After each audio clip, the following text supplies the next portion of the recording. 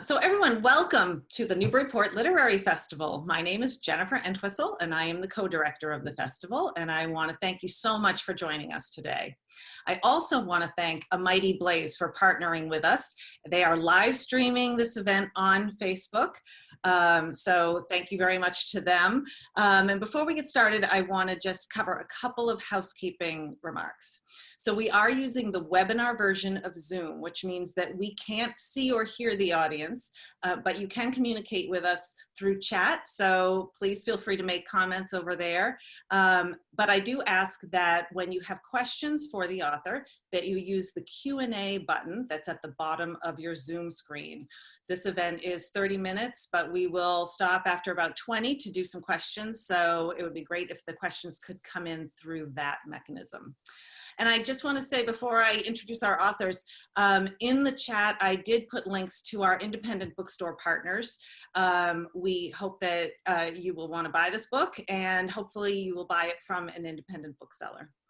So let's get started. I want to first introduce our author, Alexandra Jacobs. She's a longtime feature writer, cultural critic, and editor who has worked at the New York Times since 2010. She's contributed to many other publications, including The New Yorker, The New York Observer, and Entertainment Weekly. And with her is Kate Bolick, whose first book, Spinster, Making a Life of One's Own, is a distant descendant of Louisa May Alcott's writings about the single life. Her current book, March Sisters, is a book of essays.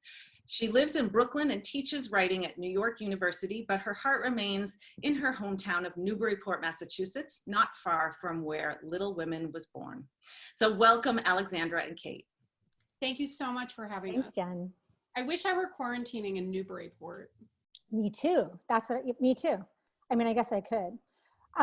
Okay, I'm just arranging my screen so I can look at my notes. Too. I'm going to pin you so I don't look at myself. Okay, so I am so excited to talk to Alexandra about her book. We've been friends for a long time. It was really interesting and exciting and sometimes nerve-wracking to watch her go through this research and writing process. And finally reading the book, it took me a while because I was busy, that's all. I had other things I had to read. It is an amazing biography. It is, it's just so well written and full of so much life and verve, as well as very thorough and you know, so excellent on a biographical level, but also just such a pleasure to read. And I'm really excited that we get to talk about it. So for those, you know, I'm assuming everyone knows who Elaine Stritch is. We'll get more into that. But, you know, in her Times obit, she was dubbed Broadway's enduring dame. She lived 1925 to 2014. And so I want to start with Elaine herself before we get into the specifics of the book. As you put it in the book, she outlasted the dawn of talkies, to the rise and fall of matinee idols, to what an inscrutable filmed conceptual art opera by Matthew Barney, as well as, of course, Tina Fey's Dirty Rock. What accounted for her enduring appeal? How was she able to have such a long career? Well, I mean, Elaine, as anyone who knew her can tell you, and she knew a lot of people, Elaine had an extremely strong personality that I believe was sort of outside of history.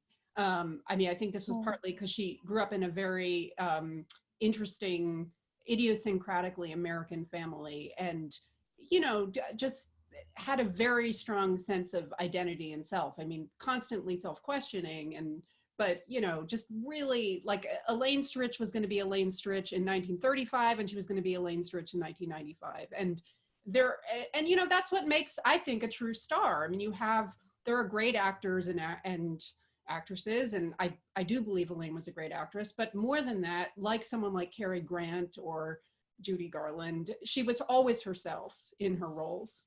Great. As your friend, the choice initially came as a real surprise.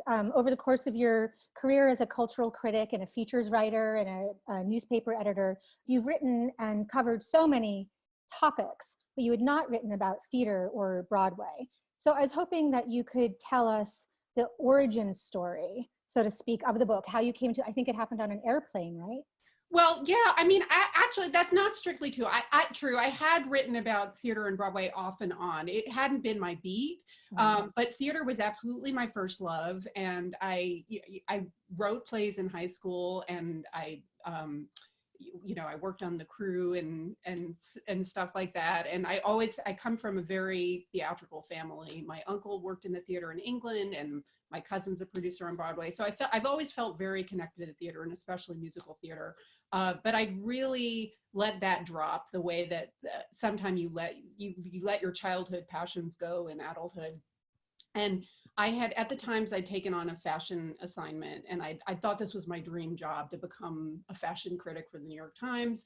And it was absolutely a disaster. And I found myself going to these horrible shows, they're called, which are sort of these pale imitations of a real show, with fashion models going up on a runway. I remember my husband at the time was like, "What were you thinking? Like, how could you not have known this?" But somehow the idea, the vision that it was going to be so glamorous overtook all else.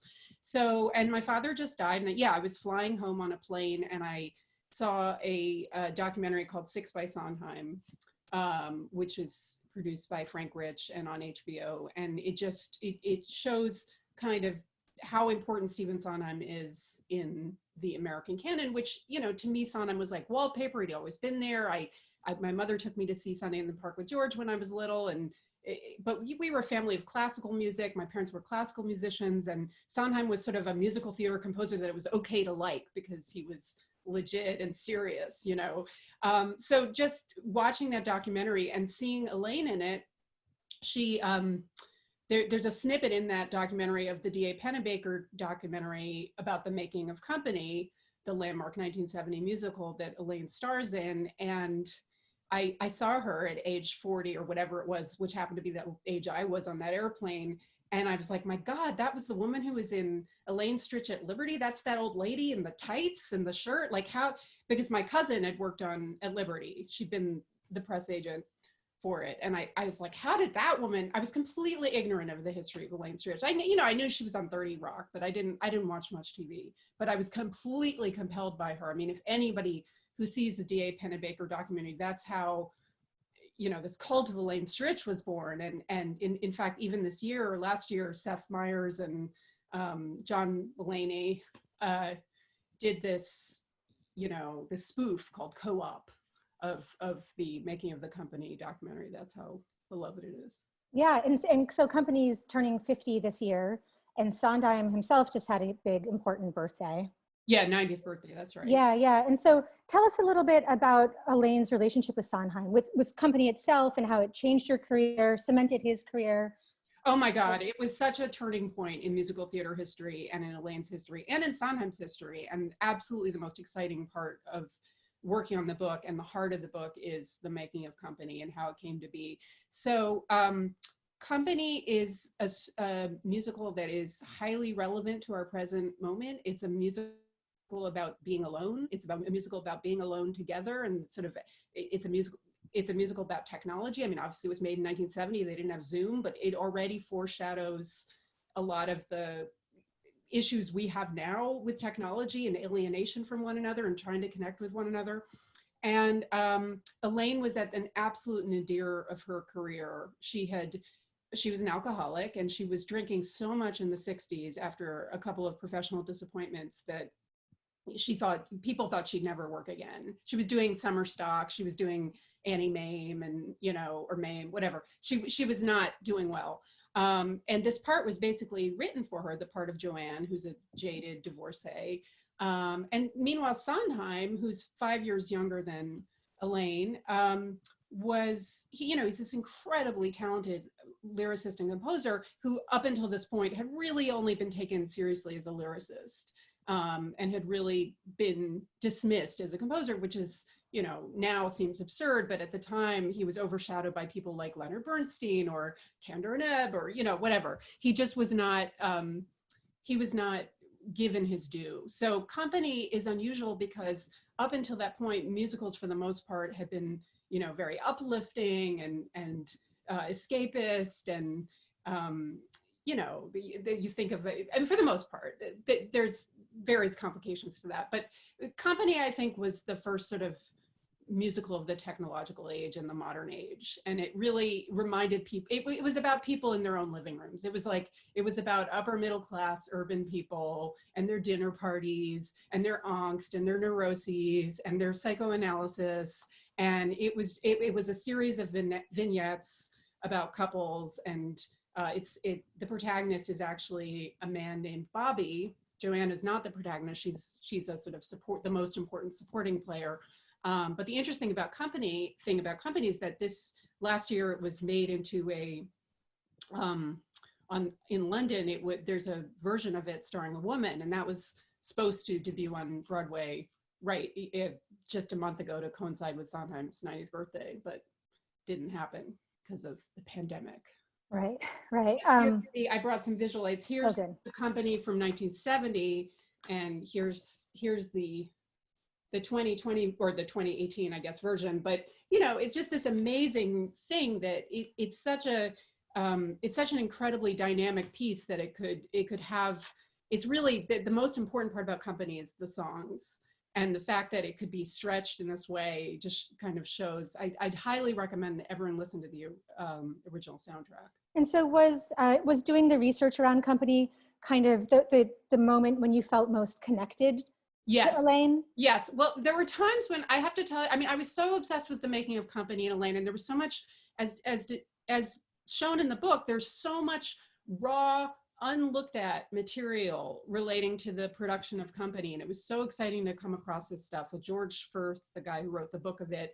All his letters and papers and appointment books are in the Lincoln Center Library. And as far as I could tell, no one had looked at them. No one had quoted them. It was really that thing of like asking the librarians to go to the vault and the offsite and retrieve all this stuff. And it was so thrilling looking at that stuff that, and I got to interview Hal Prince before he died, the producer and director of the show. I did get to interview Sondheim extensively after, a lot of Sturm und Drang. But the point is, like, it at times I worried that it threatened to overshadow other parts of the book. I thought, oh my God, I'm not doing enough about 30 Rock, or as you know, I got, I could have written a book about only that for sure. Yeah. I thought it would be commercial, but it wouldn't. And as I was saying earlier, that first it came as a surprise to me that this is what you were deciding to do. But then as time went on, it started to feel more and more perfect. That there is that, like, you are not like Elaine, but you're not unlike Elaine. Like, you're more like Elaine than you actually met Elaine, and this was an interesting moment in the genesis of the project, because I remember I was like weeping to you or something, and I was like, Kate, I don't want to write a cold book. I want to write a warm book, because I'd been thinking about doing books about retail, or all the stuff I'd been writing about. I was going to write about companies and how Zappos disrupted the shoe business or something like that. And I was like, this is all so cold. And I was like, but I can do Elaine Stritch. Claimed her yet? And I said, but I haven't met her. And you said you're like her. Yeah. I didn't know. Maybe you just meant that I drank too much. I don't know. No. So I didn't at the time, by the way. I didn't. Now I do, but at the time I did not drink that much. I had interviewed Elaine for a piece for the Times a long time ago. It was a very brief thing.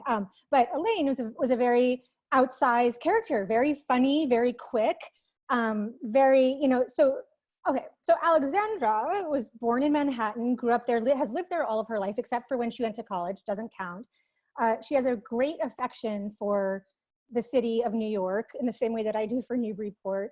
And Alexandra, it's weird, I'm like talking about you to others, but oh no, it's fine. I love being talked about in the first. She's also always had this kind of Gal Friday or hard-boiled 1940s-esque rat-tat persona. I mean, she's very vivacious and funny and sharp. And thank you. And so those things where I saw those kind of echoed in Elaine's own personality. But so it was just like that part made a certain sense. But then also, Elaine came to New York in the 1940s. She came to your city at a time before you lived. And so doing this book allowed you to immerse and steep yourself in this place you love in a time period that is so interesting to you. It's funny because our our downstairs neighbor says I'm sure he's quoting someone else and I should know who it is, but he says all biography is autobiography. Oh my God, I have that in Who is my that? notes. Who said that? No, let me read I say, there must be a great quote out there about how a biographer's choice of subject is something of a mirror of who they are. I'm sure that, someone should Google it because someone in the comments should Google it because I don't know who said it, but he said it. And the answer to that is yes.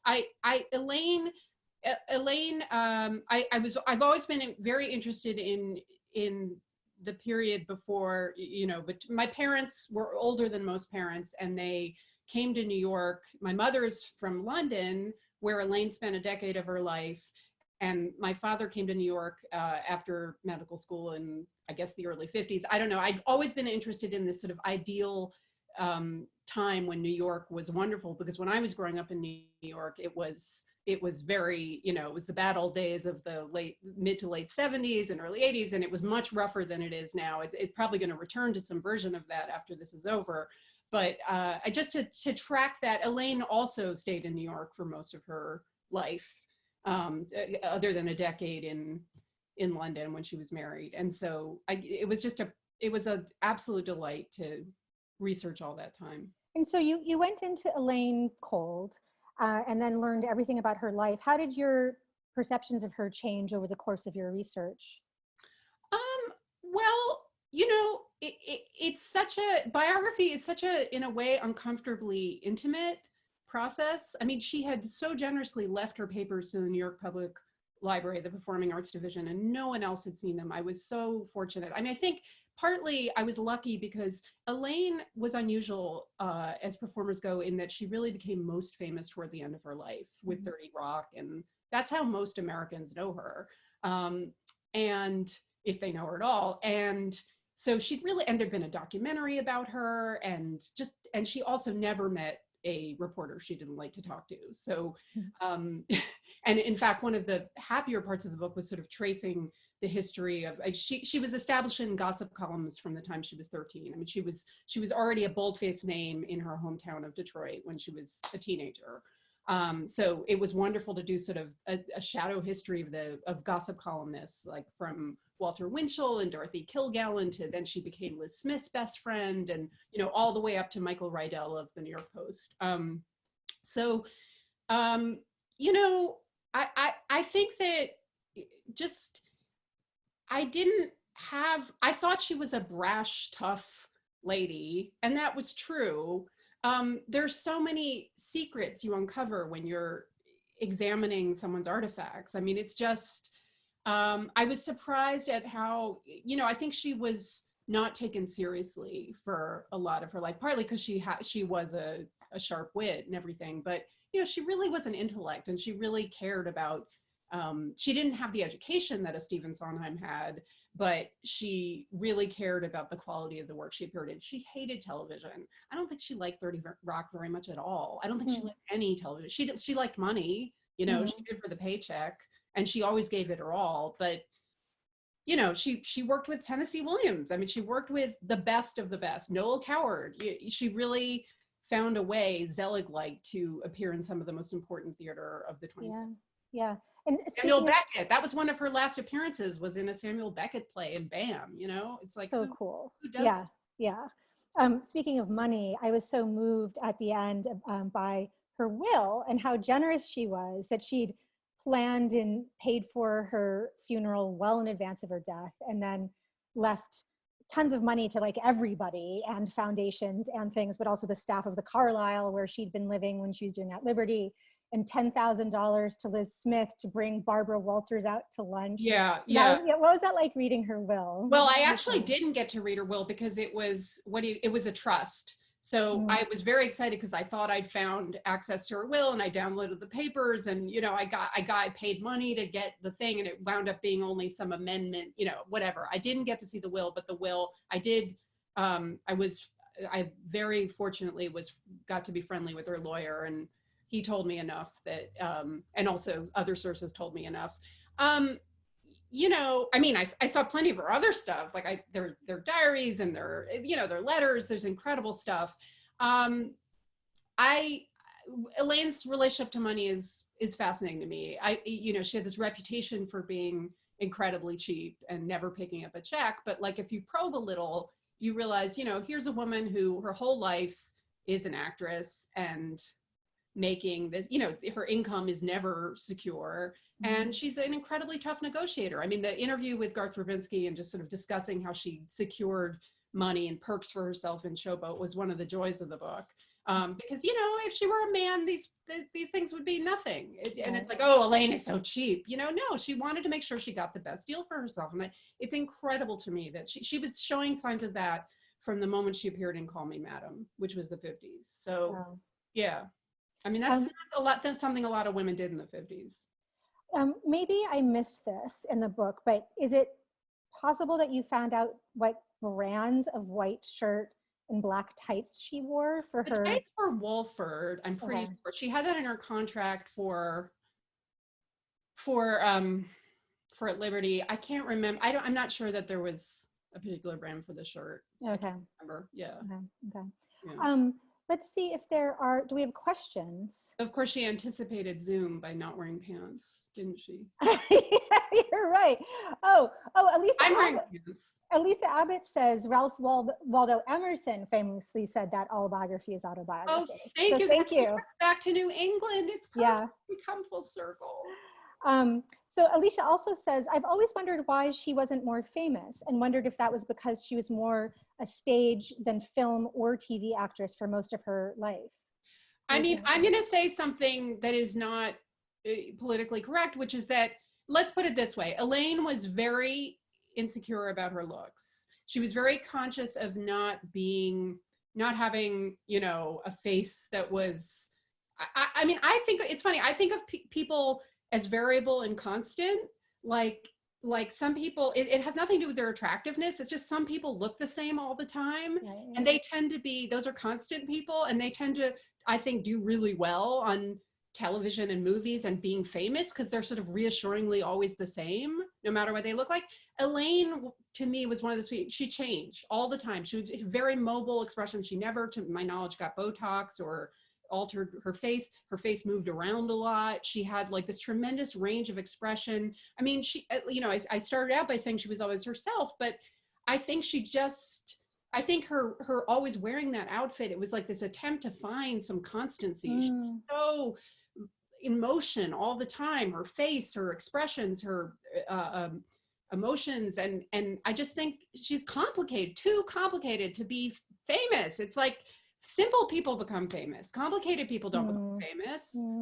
Good right? point. I mean, it's like when you think of presidential people who are successful as candidates, it's the complicated candidates who usually don't win. If you look back on, it's like the thinky, thoughtful, the Al Gores, the Michael Dukakases. Are there any? I better not get into politics. Are there any? Well, how did that happen? Are there any claims that you could make or want to make about her being embodying anything about the 20th century? Is it possible to do that? I mean, certainly the trajectory of alcohol consumption in the 20th century, she almost mirrored exactly. I mean, besides the gossip, the rise and fall of the gossip column and the newspaper, it's insane. I mean, she basically came of age as the gossip column and as newspapers and media were thriving. And then she started, she died just as the internet took hold. I mean, it was incredible but if you think about alcohol, she was born during Prohibition, which was lifted, I guess, mid-30s, whenever it was lifted. And her, cocktail culture becomes a thing. Oh, and Alcoholics Anonymous is like, whatever. And she sort of drinks her way in a very jolly, happy way through the 50s, starts to go dark and sour after Kennedy's assassinated. By the way, there's a picture in the book, she dated Kennedy. This actually turned out to be true. I thought it was she actually went on dates with JFK. There's a picture, you can't see it. Anyway. Well, we can see it. Oh, okay. Well, whatever. Buy the book, you'll see it. But the point is, then comes 1970, and Company's very much a drinking musical. And then comes the recovery, the Alcoholics Anonymous really becomes, and the recovery movement is really a thing. And that's when Elaine, toward the end of the 70s, starts to reckon with her drinking, joins Alcoholics Anonymous, and is sort of often, then her husband, I don't want to spoil it, but like, off and on, she's in AA, and then she's really, you know, full on into recovery, but then sort of comes out of it toward the end of her life. Yeah, well, speaking of the end of her life, Diane Stern asks, she says, I saw Elaine Stritch in her later years in a performance in Boston. She more than once had to ask her pianist accompanist for her lines. They both laughed about it, but I wondered if she knew that it was time to stop working. That's such a good question. I mean, I think as long as Elaine wasn't performing, she was not going to live in New York. So, and you know, and it was also a practical matter because she was living at the Carlisle Hotel, and that her living there with, I mean, they said she could have lived there forever, but I don't think she would have lived there with pride unless she was performing. It was part of the deal that she was going to perform and live there at a discount. So, you know, I mean, after she was unable to, I mean, even after she went back to Birmingham, Michigan, she performed a little bit, but like once she couldn't do that anymore, I think her time was very, if she was living, she was performing. Right, and yeah. No one could see her do that. It was, her days were really numbered, I think. I love this question also. During Sondheim's 90th birthday party, Meryl Streep, Audra McDonald, and Christine Baranski sang Ladies Who Lunch. Before their performance, an intro card showed an illustration of Stritch. How much is she associated with, or does she own this song? Why? I am so glad this question got asked. This song was written by Stephen Sondheim for Elaine Stritch, which, you know, it's like whatever the problems were between Sondheim and Stritch, and their friendship was fraught and interesting and long-standing and very complicated. This is like, it's like, I mean, you know, he's gay and whatever. It's like a love letter to her. It's like what, you know, what you would dream of anyone doing is writing a song that perfectly, nobody, he said it himself, it's quoted in the book. I mean, nobody I'm paraphrasing, but it is for her. It is written for her voice. It is an expression of her ethos, whether better than she could ever articulate it, is a distillation of who Elaine Stritch is. So I highly, highly recommend that anyone who hasn't Googled the D.A. Pennebaker documentary of Elaine Stritch singing Ladies Who Lunch, or just listen to the original cast recording of it. It's incredible. So I guess a couple of, or at least one, maybe getting toward the end here, but the process of researching a biography. Do you have any tips for people who are setting out to want to do this themselves? It's funny, Stephen Sondheim's, no, who was it? It was, I can't remember the guy. It was Jason. Somebody wrote a book called Kill the Widow, First Kill the Widow, or something. Anyway, the point is, the idea is you want, you know, you don't want, you want the approval of the family, but the first question is always, is the family going to cooperate? Because if they are going to cooperate, that can be great, but you don't want them to control it, because then, you know, then you're writing, you know, hagiography, however you pronounce that. You need permission of the estate to quote the papers. So that was the kind of trickiest thing to navigate, because once you need that permission, but you don't want them to have any creative control over the final result, because then what you're doing is not worth anything at all. So I was very, very, very lucky to have I was lucky that Elaine did not have any you know, her husband was long dead. She didn't have any children. She had wonderful, wonderful nieces and nephews who were so generous and helpful to me. And she had a lawyer who was, you know, helpful, and they were wonderful. I was incredibly lucky. Great. Yeah, but it's not always like that. And the biographers who do it without cooperation, like Andrew Cuomo's biographers, for example, or how do we get into politics again? What's happening? That or you know, there's a sort of sorority fraternity of biographers, and we all understand the issues, which are permissions, photographs. Like, it's just it's a tremendous undertaking, but it's also a tremendous honor. Well, you did an incredible job. I'm so proud of you. I'm so really proud. I really read it. Yeah. So I'm sorry to say that we're out of time. I know you know when I reappear that we're out of time. I will just say, I did see there was a question from Benjamin saying, what's your favorite Elaine Stritch role? So I'll just throw that. It's Joanne and Company, no question. Okay. I mean, yeah. I know, I'm sorry to be boring, but yeah, she's incredible. She's just perfect in that role. Thank you. Well, this was so fun. So I'm sure I speak for everyone else who can't say so out loud. Right, because but I thought it was a lot of fun. So first of all, thank you, Alexandra, and thank you, Kate, so much for being with us this afternoon. And to everybody who joined us, thank you so much for being here.